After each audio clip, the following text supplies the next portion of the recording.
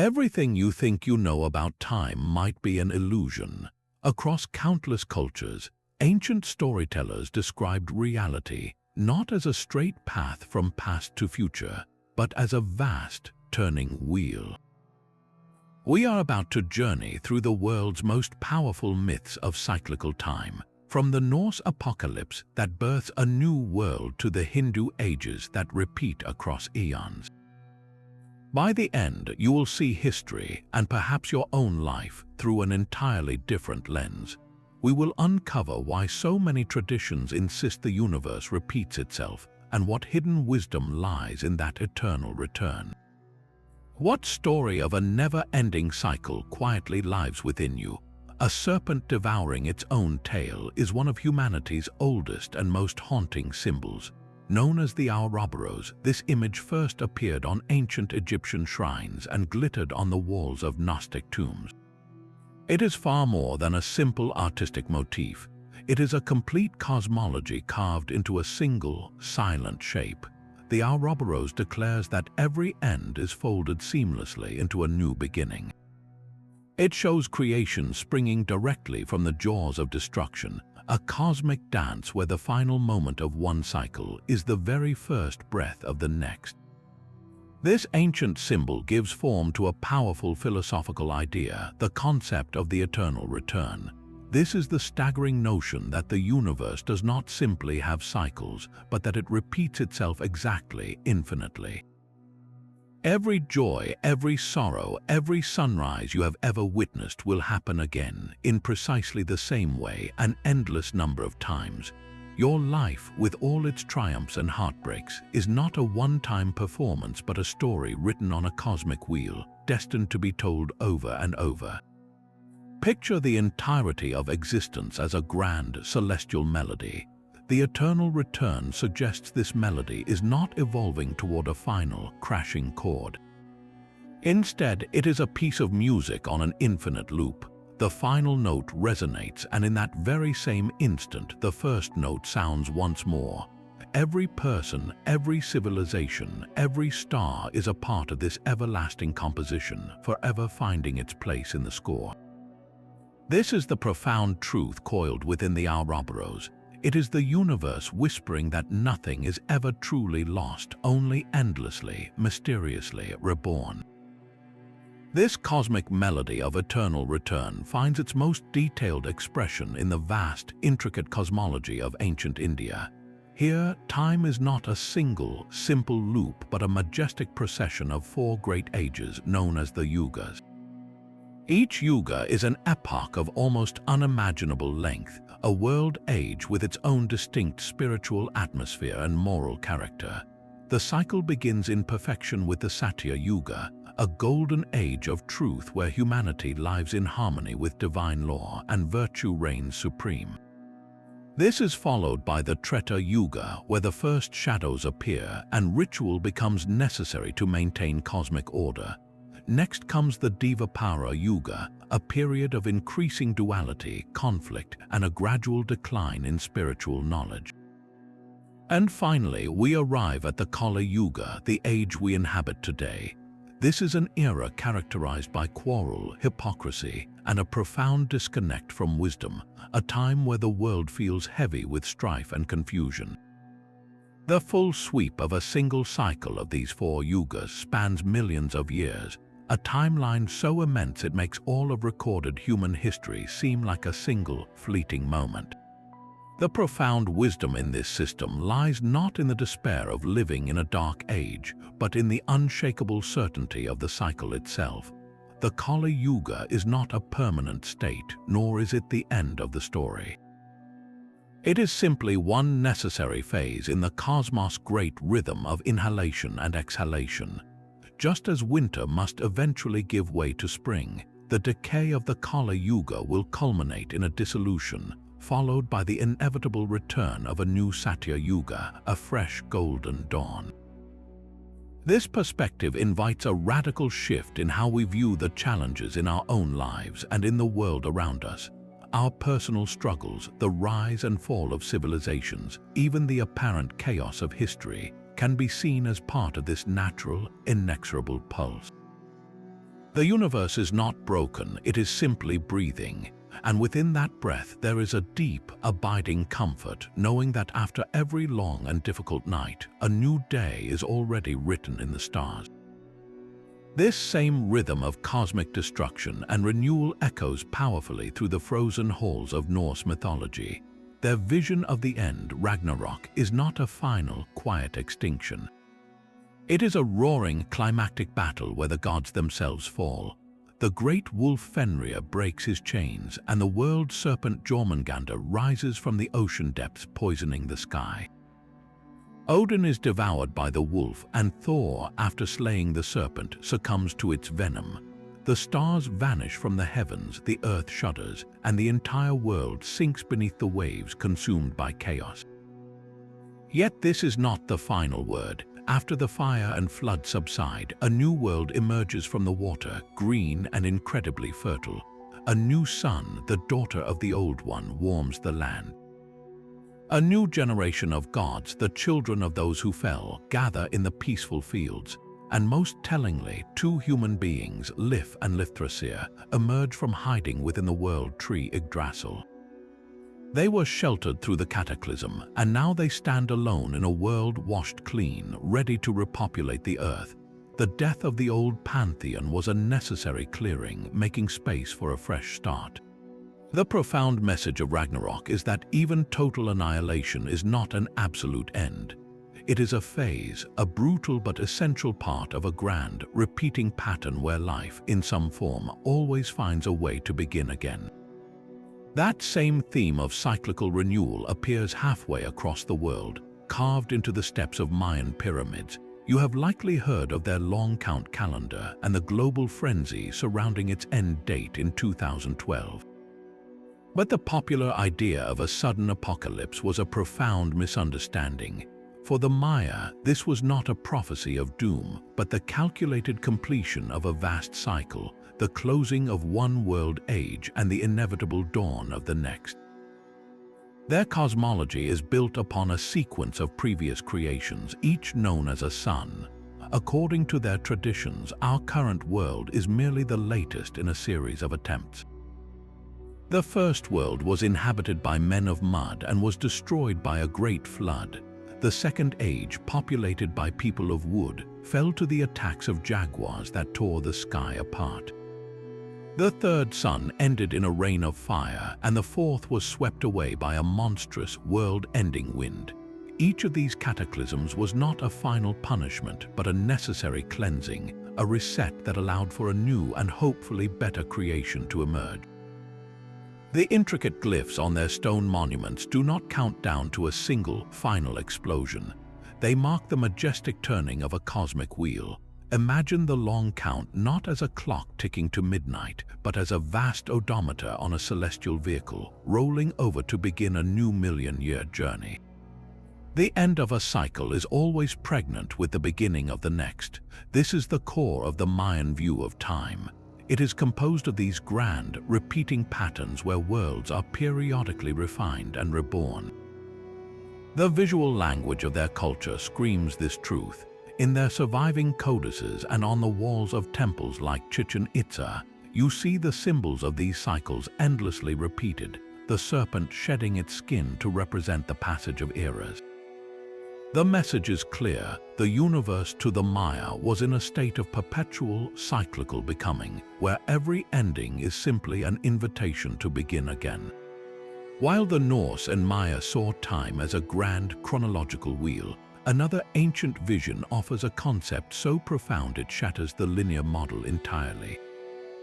This is the Aboriginal understanding of the dream time, known in many languages as the everyone. It is not a long ago period of creation, but a sacred and eternal now, a parallel dimension of reality that exists all around us always. In the everyone, the world was not made and then abandoned. It was sung into existence by ancestral beings who journeyed across the formless land, and with every step and every note of their song, they shaped the rivers, the mountains, and the stars. These creation events did not happen once, they are happening still. Every ritual performed, every song sung, and every story told is not a mere retelling. It is a direct participation in that original, ongoing act of creation. By walking the songlines, the invisible pathways etched across the continent by the ancestors, people become co-creators, using ceremony to tap into the everyone and sustain the world's vitality. This is a circle of time of a completely different order. It is not about the future repeating the past, but about a timeless, spiritual reality that constantly intersects with our daily lives. A rock formation is not just a collection of stones, it is the living body of an ancestral being. A waterhole is not merely a source of life, it is a portal to the creative power of the dreaming. In this worldview, the land itself is a sacred text, and every feature is a letter in a story that is being told and retold forever. This perspective offers a radical form of wisdom for our own lives. It suggests that the past is not a distant country we have left behind, but a living presence we can commune with. Our connection to our ancestors and to the earth is not a matter of historical record, but a continuous, dynamic relationship. We are not merely living in the aftermath of creation, we are dancing within its unending ceremony, forever linked to the source of all things. From the timeless dreaming, we travel to the crackle of sacred flame and the legend of a creature whose entire existence is a testament to rebirth. The phoenix is a magnificent bird of fiery plumage, said to live for 500 years or more. When its long life nears its end, it does not seek a quiet place to fade away. Instead, it gathers aromatic spices like cinnamon and myrrh, building its own funeral pyre.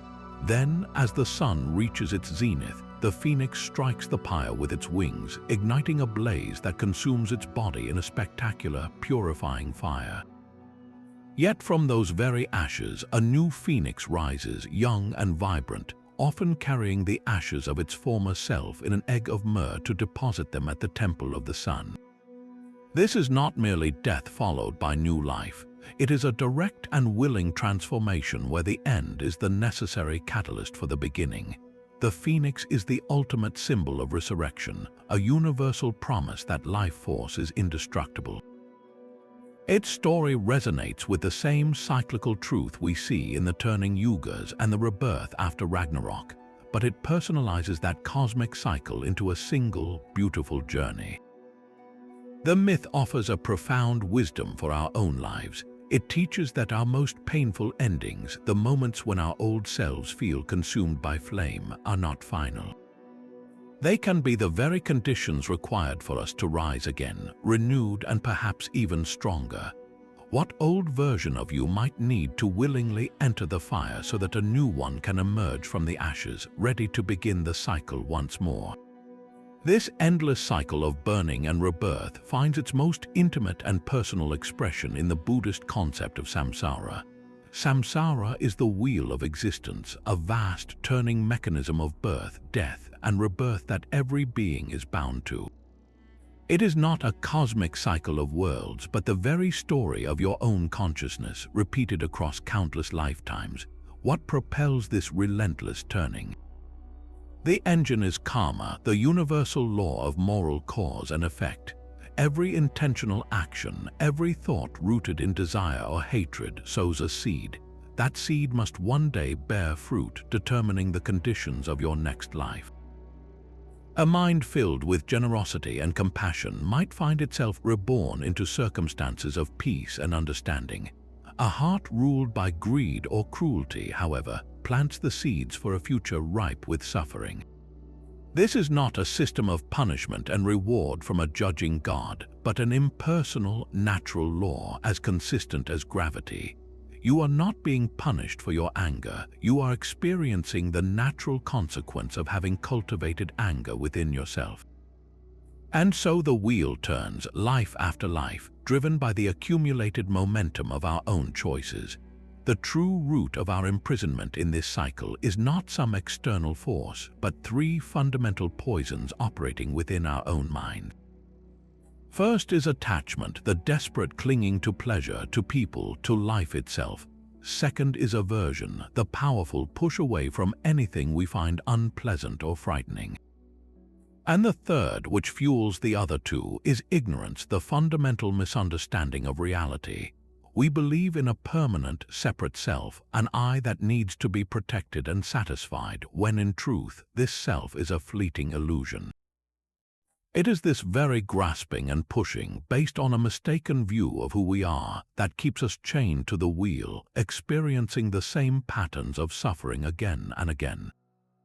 The realms of existence within samsara reflect the state of the mind that enters them. They range from the blissful but temporary god realms, born from immense good karma, down through the human realm of mixed joy and sorrow, and further into the tormented states of hungry ghosts, animals, and hell beings, all manifesting from specific, powerful negative mental states. A life consumed by bottomless craving may lead to a rebirth as a hungry ghost, forever sensing water but unable to drink. A mind ruled by aggression and hatred can create its own personal hell. The profound and sobering wisdom here is that we are not merely passengers on this wheel. We are its architects, building our next reality with the materials of our present thoughts and actions. Yet this entire intricate and often terrifying system exists for one ultimate, liberating purpose. The wheel of samsara, with all its suffering, is not a life sentence without parole. The cycle can be broken. The state of final liberation from this endless turning is known as nirvana. Nirvana is not a heavenly paradise you go to, but an unconditioned state of being you realize. It is the utter extinguishing of the three fires of attachment, aversion, and ignorance. It is the end of suffering because it is the end of the causes of suffering. By seeing through the illusion of the separate self and understanding the true nature of reality, the fuel for rebirth is exhausted. The karmic engine simply stops. This is the ultimate goal within the Buddhist vision of cyclical time. The circle is not a prison to endure forever, but a classroom. Its repeated lessons of cause and effect, of suffering and its origins, are designed to make one thing perfectly clear, that true, lasting freedom is only found by stepping off the wheel entirely. This fifth sun of ours hangs in a precarious balance, and the Aztecs understood its survival was not guaranteed. Their creation story tells of 4 previous worlds, each called a sun, that were created and then utterly destroyed. The first sun, ruled by the god Tezcatlipoca, was devoured by jaguars. The second, under Quetzalcoatl, was swept away by a monstrous wind. The third, governed by Tlaloc, ended in a rain of fire, and the fourth, belonging to Chalchutlicue, vanished in a great flood. These were not random disasters, but the necessary conclusions of cosmic eras, each one clearing the stage for the next attempt at creation. We now live in the fifth sun, the sun of movement, established at the ancient city of Teotihuacan. The myth recounts how the gods had to sacrifice themselves to set this new age in motion. They gathered around a great fire and realized a new sun would not rise without a deity leaping into the sacred flames. The proud god Tecutistecatl hesitated, but the humble and diseased Nanahuatzin, covered in sores, fearlessly threw himself in, becoming our sun. Yet this newborn sun remained motionless in the sky. The other gods then understood a final, terrible price was required. To give the sun of movement its life, they had to offer their own blood and hearts. It was only through this ultimate sacrifice that the sun began its journey across the heavens, initiating the cycle of days and nights we depend on. This foundational story reveals a cosmos of profound reciprocity. The sun does not move out of its own power. It is pushed along its path by the energy of sacrifice, and that initial divine offering established a pattern that humanity must now continue. The Aztec worldview held that the sun was in a constant state of dying, bleeding its energy each day as it traveled across the sky. To replenish this lost vitality, to nourish the sun god Huitzilopochtli and ensure he had the strength to rise again the next morning, the people had to offer the most potent energy source in the universe, the human heart. This was not mere brutality, it was a sacred, cosmic duty. Without a regular supply of this sacred life force, the sun would stall, the world would plunge into eternal darkness, and the fifth sun would meet the same cataclysmic end as its predecessors. This imparts a wisdom far darker than the serene cycles of the Maya or the Norse. Here, the circle of time is not a self-sustaining, automatic process. It is a fragile, spinning wheel that humanity must actively keep turning through ritual and offering. What would it feel like to live with that daily responsibility, to believe the entire cosmic order rested on the choices of your society? This perspective reframes sacrifice not as a loss, but as an essential investment in the continuity of existence itself. It speaks to a universal truth about balance, that to receive the immense gift of time, of dawn and dusk, of planting and harvest, something of equal value must be given back. The sun's movement was the ultimate expression of this cosmic debt, a cycle that could only be sustained through the most profound offering of all. From the Aztec sun demanding sacrifice to the Buddhist wheel awaiting liberation, these ancient stories form a chorus of wisdom across the ages. They tell us that the linear march of history is an illusion, a temporary story we tell ourselves. Beneath it all, a deeper rhythm pulses, the turning of a great wheel. The Norse envisioned this as the world tree sheltering new life after the fires of Ragnarök. The Maya calculated it with mathematical precision, marking the end of one sun and the dawn of another. The Aboriginals live within it as the everyone, a timeless present where creation is always happening. The phoenix embodies it in a single, beautiful act of fiery transformation, and Buddhism maps the entire psychological mechanism, showing us both our imprisonment within the cycle and the path out. This is the unifying thread, a truth so fundamental it was discovered independently across continents and cultures. Time is a circle. This shared mythology offers us profound and practical wisdom for navigating our own lives. It teaches radical acceptance of change, reminding us that every ending, no matter how painful, is also a beginning in disguise. It provides a deep, abiding hope, assuring us that no dark age, no personal winter lasts forever. It underscores the sacred importance of balance as the Aztecs understood, where receiving the gift of existence requires us to give something back, and it points toward the ultimate potential for liberation, the chance to step off the wheel of suffering entirely.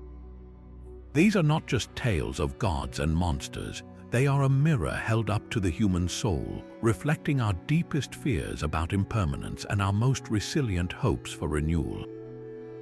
As this journey through the circle of time closes, we are left with one final, personal reflection. Which of these ancient cycles speaks directly to you? Does the promise of the phoenix rising from its own ashes resonate with a transformation in your own life? Or does the steady, inevitable rhythm of the Hindu Yugas bring comfort when the world feels chaotic? Perhaps the idea of the dream time, of a living past you can touch, calls to your spirit. Share your story in the comments below. Let us continue this conversation and discover together how these timeless myths still live and breathe within us all.